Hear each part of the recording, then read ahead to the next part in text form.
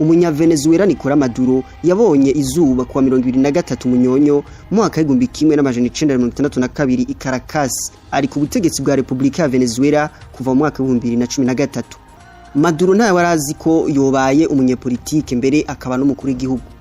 Ubwa mbere yatanguye urugendo rwiwe ari umushoferi wa bisi, mu nyuma aza kuba umukuru wa sendika. Urugendo rwiwe rwa politike yarutanguye aho yinjira mu mugambwe MVR Mouvement 5e République, aho yagize uruhara rukomeye mu gihe cy'imyamamazo y'umukuru w'igihugu Hugo Chavez mu 1998. Mu 1999 Nicolas Maduro yatowe kuba umushinga amateka, mu nyuma yahavuye aba umukuru w'inama nshinga amateka ya Venezuela kuva mu mwaka wa 2005 gushika mu mwaka wa 2006.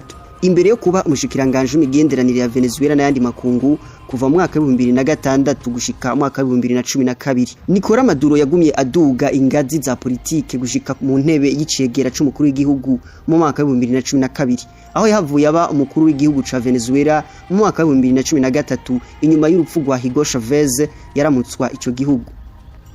Intwaro yiwe yaranzwe n'ihungabana ry'ubutunzi bw'ico gihugu, ivyatumye abanya Venezuela isinzi biha amabarabara bamwagiriza kurya ibiturire no guhonyanga agateka kazina muntu.